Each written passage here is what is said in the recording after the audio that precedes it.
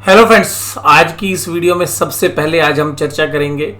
Reliance industries limited ने एक announcement की है कि रिकॉर्ड डेट डाल दी है अपनी जो डीमर्ज करके जो फाइनेंशियल कंपनी है, जिसको अलग किया जा रहा है, जिसको बाद में लिस्ट भी कराया जाएगा।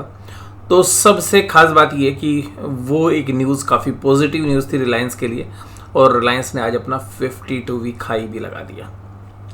लेकिन 52 वीक हाई लगाने के बावजूद निफ्टी के अंदर खुद उसका अकेला जो कंट्रीब्यूशन था, उस कंट्रीब्यूशन के दम पर तकरीबन 100 पॉइंट के आसपास की तेजी खाली रिलायंस की वजह से थी। और उसके बावजूद भी बाकी सारे शेयर्स की अगर नेगेटिविटी देखें तो निफ्टी मात्र 24 पॉइंट की तेजी पर रहा।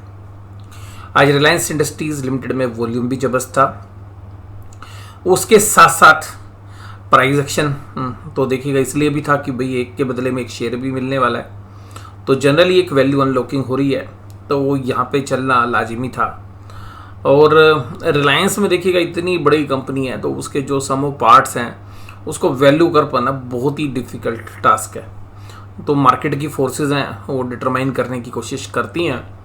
तो यहाँ पर आज देखिएगा रिलायंस ने वो दम दिखाया भी, और रिलायंस आज पूरे दिन भर एक्शन में रहा। और वेटेज तो देखिएगा उसका नंबर 1 है ही, लेकिन आज दौड़ में भी नंबर 1 रहा, और परसेंटेज टर्म्स में भी जो है एक अच्छी तेजी की।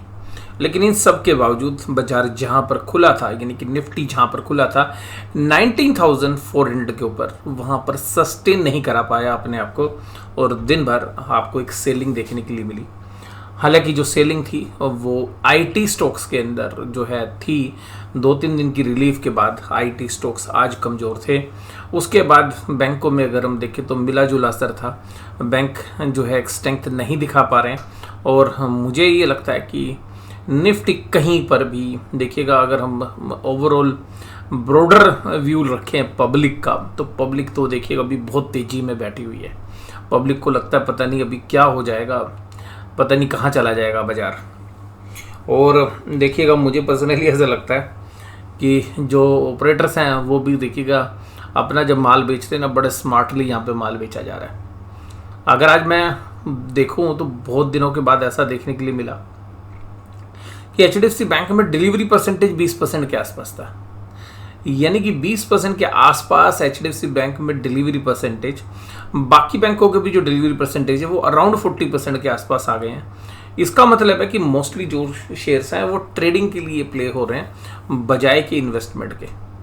और यहाँ पर हमें ऐसा लगता है कि महीने के अंत होते होते एक अच्छी खासी गिरावट आपको बाज़ारों में देखने के लिए मिल सकती है, और स्पेशली फाइनेंशियल्स के अंदर।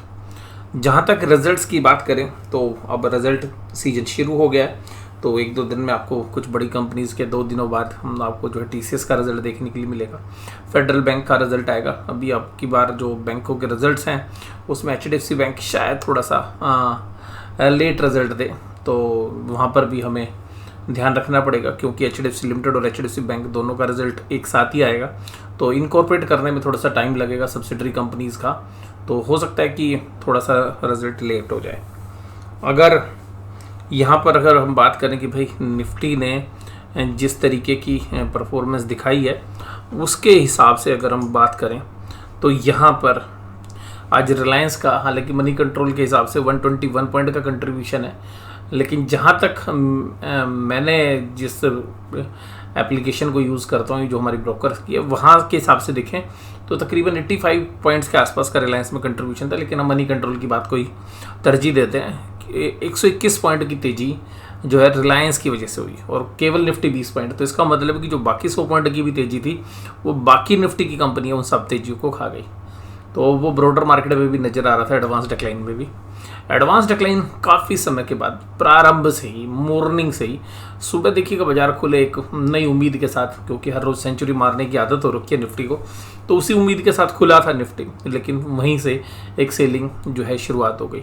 तो निफ्टी को जो 100 रन मारने की आदत थी, उसके अनुरूप क्या होता है कि जो बाजार खुलता है तो बहुत लोग ऑप्टिमिस्टिक होते हैं, लेकिन जो भैया बड़ा प्लेयर है वो कहता है ठीक है भैया, सुबह कम शेयर डाल रहे थे प्री ओपनिंग में, एक बार आने दो रेट को ऊपर और फिर वहाँ से सेलिंग करते हैं। तो लगातार मुझे याद है कि प्राइस एक्शन के हिसाब से 15-20 मिनट लगातार देखिए को ऊपरी लेवल पर माल छोड़ा गया। हालांकि रिलायंस जो है एक तरीके से माल को पकड़े हुआ था, तो रिलायंस में हालांकि आज एक ब्रॉड बेस्ड बाइंग जो है देखने के लिए हमें मिली और अंत तक वो बाइंग चलती रही। लेकिन वहीं दूसरे शेयर्स के अंदर एक कमजोरी का रुख रहा और उसका भी अगर हम असर देखें तो सबसे पहले कमजोरी आज निफ्टी बैंक के ही शेयर्स ने की थी। बाद में हालांकि निफ्टी ज़्यादा गिर गया और निफ्टी बैंक थोड़ा सा नीचे से संभल गया, और जिसकी वजह से आपको निफ्टी बैंक में कमजोरी थोड़ी सी कम नज़र आ रही है। जबकि इंडेक्स मैनेजमेंट के लिए क्या होता है कि जब निफ्टी ज़्यादा गिरने लगता है तो ऐसे शेयर्स को ढूंढा जाता है कि जिससे निफ्टी को मैनेज किया जा सके। तो इंडसइंड बैंक देखिएगा आज काफ़ी कमजोरी के बाद नीचे से पुल बैक करता हुआ नजर आया। इसी तरीके से कोटक महिंद्रा बैंक भी सुबह टूट गया था, उसके बाद उसने भी पुल बैक किया। तो इंडेक्स मैनेजमेंट में आज इन शेयर्स का सहारा लिया गया। तो Reliance industries, Tata steel, JSW, HDFC life, भारतीय एयरटेल, ये सब तेजी में थे और कमजोरी आपको आज मिली एचसीएल टेक में, टाइटन में, पावर ग्रिड में, टाटा कंसल्टेंसी सर्विसेज के अंदर, Bharat petroleum, HUL, Nestle India, Wipro, axis bank. जो डिफेंसिव थे आज, हालांकि मुझे उम्मीद नहीं थी कि डिफेंसिव इतनी जल्दी गिरेंगे, तो अगर डिफेंसिव बाजार को संभालेंगे ऐसी हमने उम्मीद की थी। तो अब डिफेंसिव भी अगर आज बैकफुट पे, तो वो इसलिए थे कि भाई इनका काम आज रिलायंस कर रहा था। तो अब कल अगर रिलायंस साथ नहीं देगा तो इनको आके खड़ा होना पड़ेगा। तो अभी देखिएगा बहुत प्यार से स्लोली बहुत अच्छे से तमीज से माल बेचा जा रहा है, कोई जल्दबाजी में नहीं हम बेचने वाला। निफ्टी बैंक पर हाँ बिकवाली हो रही है, ये पक्का है। निफ्टी बैंक 44860 और आज का हाई था 45184। खुला बाजार था 44958 पर, खुलते के साथ ऊपर चला गया। एक झटका हालांकि नीचे का भी दिया था, लेकिन मोस्टली अगर आप देखें तो 10:15 बजे तक निफ्टी बैंक जो है 45,000 के ऊपर काम कर रहा था। उसके बाद जब गिरावट आई है वो आई है धीरे करते हुए 11 बजे के आसपास। 11 बजे के आसपास जो है 45,000 के नीचे आया बाजार। उसके बाद फिर स्लिप करता रहा, फिर एक वोलेटाइल सेशन में, और एक बार तकरीबन एग्जैक्ट 3 बजे के आसपास का समय था, बाजार सीधा 44,721 मार के आता है। कैंडल्स स्टिक पैटर्न अगर आप देखेंगे तो निफ्टी के साथ साथ निफ्टी बैंक का, तो निफ्टी बैंक में हालांकि देखिए कमजोरी के साथ बंद हुआ है, निफ्टी पॉजिटिवली बंद हुआ है, लेकिन कैंडल उसमें भी रेड है। तो यहाँ पर जो कमजोरी दिख रही है ये हो सकता है कि आपको ऊपरी लेवल पर जो प्लेयर्स फंसे हुए हैं, जो कल हमने एनालिसिस में भी बताया था, जो साइकोलॉजी बताई थी, अभी तक तो उसके अकॉर्डिंगली ही काम हो रहा है। और मुझे लगता है कि इस हफ्ते का जो हमारा टारगेट है कि 44,200 के आसपास बाजार हमें शायद आता हुआ नजर आए। कल के लिए मेरा व्यू ये है कि बाजार शायद सुबह फ्लैट खुलें, फ्लैट खुलने के बाद दोनों साइड के मूव आएँ, बाजार फर्स्ट हाफ में थोड़ी सी तेज़ी दिखाए, और तेज़ी सस्टेन करेगी या नहीं करेगी ये कह पाना बड़ा मुश्किल है, क्योंकि जिस तरीके से बाजार चल रहा है। और सेकेंड हाफ में हमें लगता है कि अगर बाजार तेज़ी के साथ रहे और फ्लैट भी रहे तो सेकेंड हाफ में एक अच्छी खासी प्रॉफिट बुकिंग आ सकती है। क्योंकि देखिएगा बड़े प्लेयर्स ना फ्री में माल नहीं बेचते, वो ऑप्शंस में कुछ पैसा कमाएंगे तो माल छोड़ेंगे। तो हमें ये लगता है कि सेकेंड हाफ में माल छोड़ा जा सकता है। और क्योंकि देखिएगा लोग पुट ऑप्शंस तभी बेचेंगे जब बाजार फ्लैट खड़ा हो या थोड़ी सी तेज़ी दिखाता हुआ हो, तो तभी पुट ऑप्शन सेल होंगे। तो मुझे लगता है कि कल पुट ऑप्शंस के जो सेलर्स हैं उनको ट्रैप बाय बाजार कर सकता है। आज जहाँ से रिलीफ आया वो थी Kotak Mahindra bank, ICICI bank, IndusInd bank, PNB, AU small finance. और देखिएगा इसमें भी मोस्टली बाद में संभले हैं, जब HDFC बैंक नहीं संभला, उसने कहा मैं तो भैया गिरूंगा आज। एक्सिस बैंक भी वीक हो गया, उसने कहा मैं भी गिरूंगा आज। तो भैया दोनों ने जब ठान लिया, बैंक ऑफ बड़ौदा, PNB पे बड़ी पॉजिटिव न्यूज़ जो है फ्लोट की जा रही थी, लेकिन bank of Baroda finally minus में चला गया। IDFC फर्स्ट माइनस में, SBI माइनस में, PSU बैंकों में एक अच्छी तेज़ी की उम्मीद जो है सोशल मीडिया पे या टेलीविज़न चैनल्स पर आप देख रहे हैं।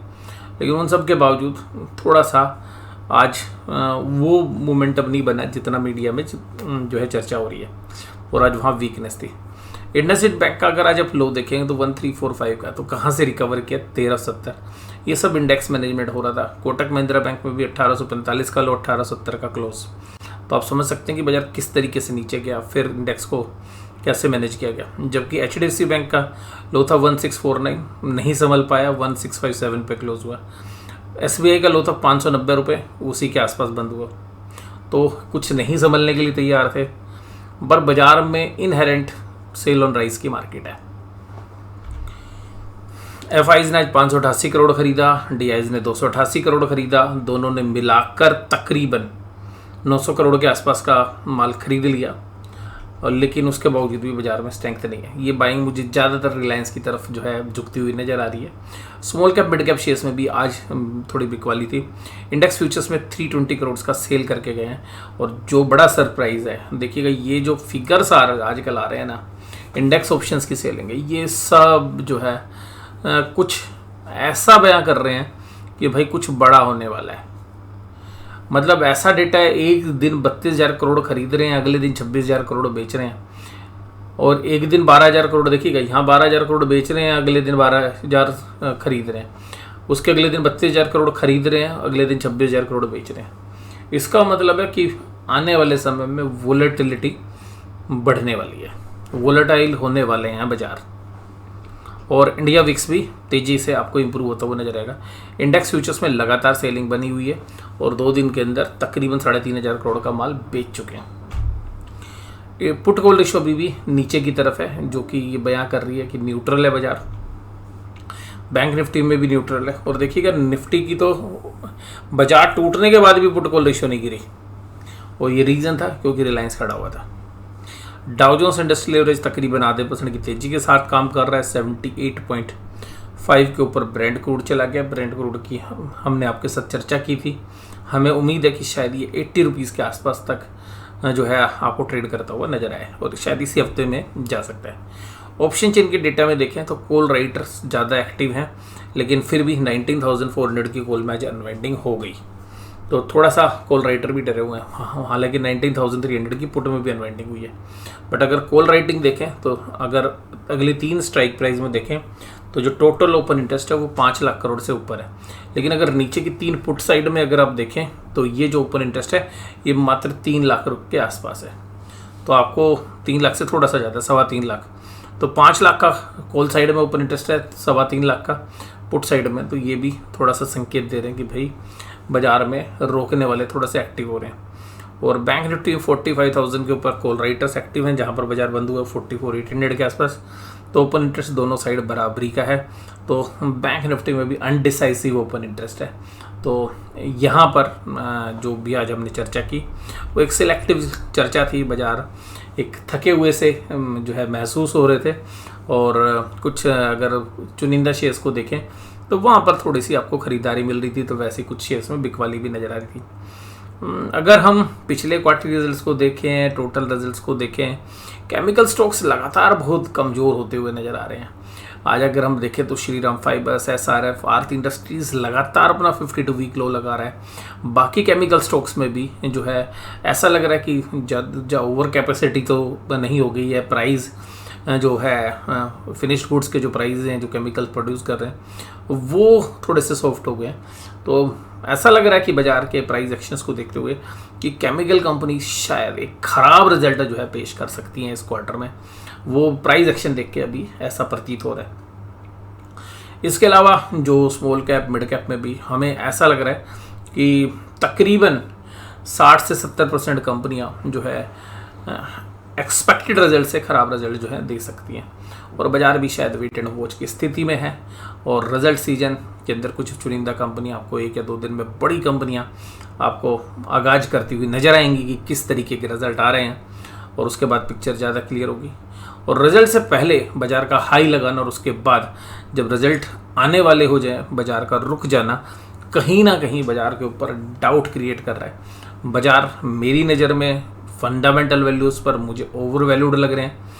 मैं अगर शेयर्स को फंडामेंटल बेसिस पे एनालिसिस करूं तो मैं अगर आपको सही बात बोलूं तो एक नॉर्मल बता रहा हूं, मैं डीपली एनालिसिस भी नहीं कर रहा हूं, तो प्राइमा फेसी प्रथम दृष्टि में भी अगर आप बहुत डीपली भी ना जाएं तो 100 में से 95 कंपनियां ऐसी हैं जिनको खरीदने का छोड़िए कि ऐसा लगता है कि भाई ये बहुत ही ज़्यादा महंगी है, ये यहाँ से अगर 10% भी करेक्ट हो जाए तब भी खरीदने वाले भाव नहीं आएंगे। तो मुझे बाज़ार अभी भी बहुत महंगा लग रहा है, और जो रिजल्ट्स थे पिछले क्वार्टर्स के मार्च के, उसके अनुरूप अगर हम देखें तो स्मॉल कैप मिड कैप में जो तेजी हुई है वो हमें सस्टेनेबल नहीं लग रही है। बहुत सारे जो एनालिसिस्ट हैं वो बोल रहे हैं कि बहुत बढ़िया स्मॉल कैप मिड कैप में तेजी हो जाएगी, ये हो जाएगा वो हो जाएगा, बट मेरा व्यू थोड़ा सा डिफरेंट है। मैं अगर फंडामेंटल बेसिस के साथ कोरिलेट करने की कोशिश करूं तो fundamentally small cap mid cap के भी जो शेयर्स हैं वो ज़्यादातर महंगे हैं। मैं ये नहीं कहूँगा सारे महंगे हैं, पर हाँ 2-3% शेयर्स आप ढूंढेंगे तो मिल जाएंगे, लेकिन बहुत ज़्यादा मशक्क़त आपको करनी पड़ेगी। और बाज़ारों के अंदर अभी भी मुझे पर्सनली ऐसा लगता है कि यहाँ पर खरीद कर कोई बहुत बड़ा पैसा बना लेगा, मुझे चांसेस नहीं लग रहे। मुझे यहाँ लगता है कि यहाँ पे ख़रीदारी करके पैसे बिगड़ने के चांसेस बहुत ज़्यादा हैं बजाय के बनने के। इसलिए सेफ साइड देखिएगा। मेरी जो पोजीशन है, मैं एज पर्सनल लेवल पे भी आपको बताऊँ, बहुत ही लाइट है। और मुझे याद नहीं आ रहा कि पिछले 2 साल का सबसे ज़्यादा एक्सपोजर मेरा इस समय पर डेट इंस्ट्रूमेंट्स के अंदर है, आज की डेट में, आज की वर्तमान स्थिति के अंदर। और वो हाल फिलहाल में 2 टाइम्स ऑफ द इक्विटी है। तो हालांकि क्योंकि डेट इंस्ट्रूमेंट्स में रेट ऑफ इंटरेस्ट भी काफ़ी अच्छे हैं, तो कुल मिलाकर हालांकि डेट में मेरा इसलिए क्योंकि मुझे लिक्विड चाहिए, क्योंकि बाज़ार में जैसी अपॉर्चुनिटीज़ आएंगी और जैसे ही हम देखेंगे कि बाज़ार में एक अच्छी खासी करेक्शन होती है और जो हमारे को शेयर्स पसंद है वो जब हम खरीदने की सोच रहे हैं तो वो अगर हमें सही भाव पे मिलेंगे तो डेट इंस्ट्रूमेंट्स को इक्विटी में कन्वर्ट करना सबसे इजी होता है और विदाउट एनी जो है फाइनेंशियल कॉस्ट या एक मिनिमम कॉस्ट के साथ आप उसको इक्विटी में कन्वर्ट कर सकते हैं। तो मुझे जो व्यू है वो देखिएगा, मेरा अपना व्यक्तिगत व्यू है। मैं बाज़ारों को बहुत महंगे लेवल पर ख़रीदना जो है मुझे ज़्यादा पसंद भी नहीं है। और जब कभी भी हमने ऐसा किया है, बाज़ार के पीछे दौड़ने की कोशिश की है, और जब हम ओवर एक्साइटमेंट में ओवर बुलिश हो जाते हैं या बहुत ज़्यादा लालची या ग्रेडी हो जाते हैं तो पैसा बनता नहीं है। तो अपने पुराने एक्सपीरियंस को यूज़ करते हुए इस बार जो है हम थोड़ा सा जो है कंजर्वेटिव अप्रोच को जो है फॉलो कर रहे हैं। और यहाँ पे इस बार देखिएगा सबसे अच्छी बात क्या है कि इस बार आपको रेट ऑफ इंटरेस्ट जो है डेट इंस्ट्रूमेंट वो बहुत बढ़िया मिल रहा है। यानी कि आपका पैसा जो रखा हुआ है, मान लीजिएगा उसमें 7-8% का आपको रिटर्न्स बन रही है, तो इक्विटी में भी आप कितनी एंटिसिपेट कर रहे हो, 12%, 13%, तो 4% एक्स्ट्रा कमाने के चक्कर में बहुत हाई लेवल का रिस्क नहीं लिया जा सकता इस समय पर। ये मेरे व्यक्तिगत मत हैं और व्यक्तिगत बातें मेरी हैं। और देखिएगा इस बीच में ऐसा नहीं है कि मैं शेयर्स नहीं खरीदूंगा, कुछ शेयर्स हैं जो भी हमारे रडार पे रहते हैं जनरली, तो कुछ 1-2 शेयर्स हैं जिन पे हमें लगता है कि अभी वहाँ से 4 या 5% की करेक्शन आएगी तो हमारे खरीदने वाले भाव आ जाएंगे, बेशक से बाजार ऊपर की तरफ है। तो स्टॉक स्पेसिफिकली जो है ज़्यादा आइडिया हम रखते हैं और कुल मिलाकर बहुत अच्छे शेयर्स जो है यहाँ पर चले हैं। हालांकि बहुत सारे शेयर्स ऐसे भी हैं हम उनसे थोड़ा सा जल्दी एग्जिट कर गए और बाज़ार जो है उसको बहुत ज़्यादा आगे जो है लेके गया। और यहाँ पर लेकिन फिर भी देखिएगा रिग्रेट करने से कुछ नहीं होता भैया, पैसा कमाया, आपका पैसा आपके पास। और ट्रेडिंग के अंदर हमारी एक तरीके से इन्वर्स पोजीशंस बनी हुई है अभी भी, और ट्रेडिंग में हम जनरली इस समय पर भी मंदी की पोजीशंस हैं। तो एक फार्मा कंपनी जो API बनाती है उसके अंदर एक मंदी की पोजीशंस है, और मोटा मोटी बैंक निफ्टी के अंदर भी अभी हमारी मंदी की ही पोजीशंस हम कंटिन्यू कर रहे हैं। और इस वीडियो के अंदर बस केवल इतना ही। वीडियो देखने के लिए धन्यवाद। Thank you very much.